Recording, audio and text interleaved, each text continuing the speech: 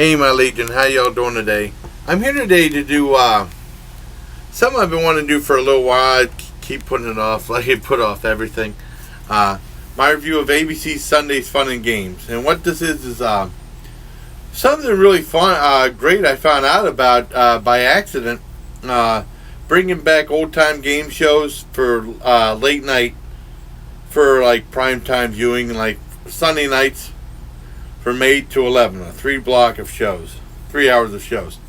And it's cool seeing game shows again at nighttime, because I remember when it became popular again, because they've been trying to do that for a while, and it became really popular with Who Wants to Be a Millionaire, you know. And I mean, when I want to make a thing right now, whenever I'm talking about game shows, I'm not referring to like the reality competition shows like Survivor or Celebrity Apprentice and Amazing Race. Those are different shows. I'm talking about old school game shows. And they made up Who Wants to Be a Millionaire, became a giant hit, and spun off some different less successful versions of other shows. Like CBS had Winning Numbers with Dick Clark, was a really still confusing show. I never really understood the rules of that show. Then Fox had Greed, and I was a big fan of Greed. And then NBC came up with Weakest Link, which was a good show too. And then it it started dying down. Who Wants to Be a Millionaire went to syndication, and then they had like shows like Minute to Win It, which I really liked. Guy Fieri hosting it, and I know before Drew Carey got his awesome gig as a new daytime host for Price is Right, they had he did a show, but I can't remember what it was. And I remember the very last show Bob Barker did was a primetime episode of Price is Right, which I thought was cool. Well, anyways, ABC's brought it back called Sunday Fun and Games, I believe it's called, and it's like 3 shows. First of all, I'll tell you about my history with each show, because these are shows I grew up with. First of all, of course, Celebrity Family Feud. Family Feud never really went anywhere in syndication. It's been around for a long time. And since I was a kid, you know, because they said it used to be on daytimes on ABC, but I remember in syndication it used to be on, I believe it was NBC every weekday at 7:30. I remember with Richard Dawson hosting. I remember talking, and again on 75. I remember talking to this one kid about it back in 2nd grade.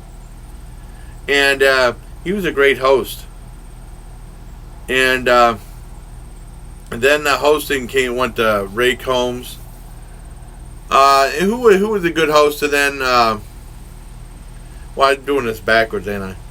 You know, and then I went to Louis Anderson, I'm not a fan of Louis Anderson. It's kind of gave it a depressing look to it. Then it went to Richard Karn from Home Improvement, who was okay. And then I know the producers weren't happy with, because I remember seeing E! True Hollywood Story about Family Feud. I know they weren't happy with. They love Richard Dawson and Ray Combs, and I think Richard Dawson came back for 1 year after Ray Combs sadly killed himself. But I gotta be careful how I word that. And then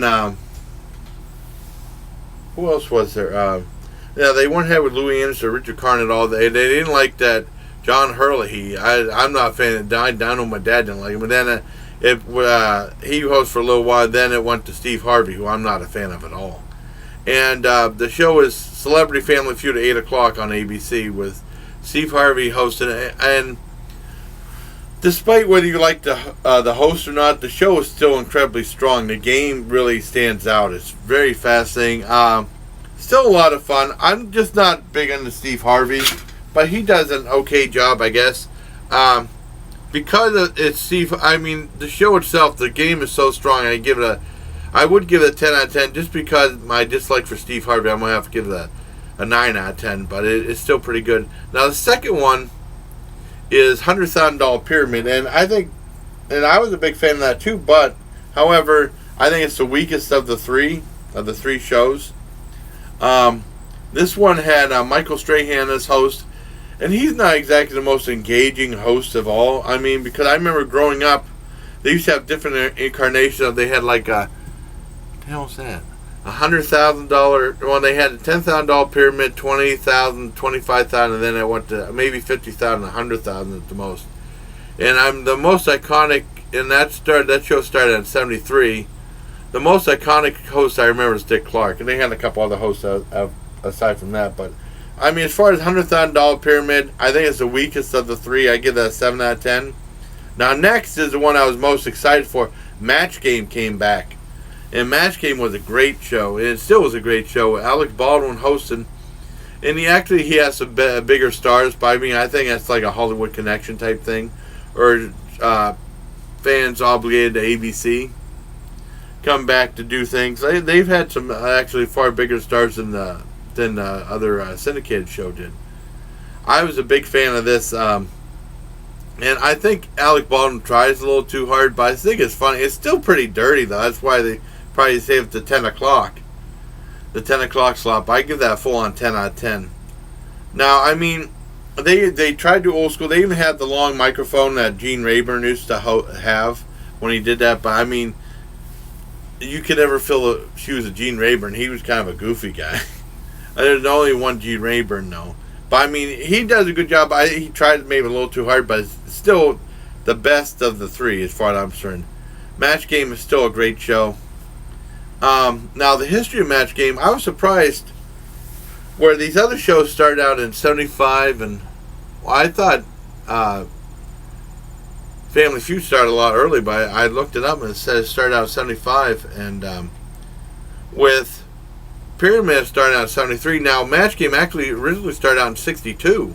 I was born in '68, but it was on NBC as like a panel show, and it was it did okay on NBC, and then it got canceled in like '68 or something like that, and then they brought it back in '73 on CBS, and they made it in. They gave it more humor, and it was a big success.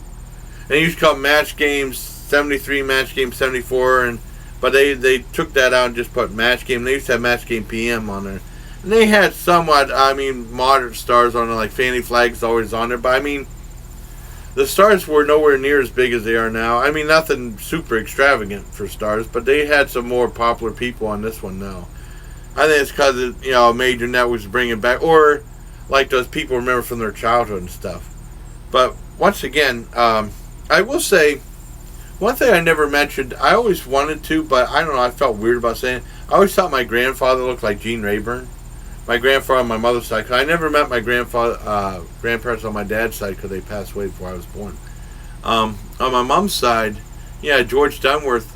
I was the one that asked him. I always thought he looked like Gene Rayburn, but I'd never say. I was afraid I'd probably get hit, But I mean, Match Game was the best out of the three. Full on 10 out of 10. So there you have my review. Sunday Night Fun and Games. It's the whole thing's very entertaining. I give it an 8 out of 10 just because of some of the weaknesses with Steve Harvey and Pyramid, but Match Game is the best show out of the three, definitely, and that one gets a full on 10 out of 10. So there you have my review of Sunday Night Fun and Games, along with history of these game shows. Hope you liked it, and until next time, bye. Please take care of my allegiance.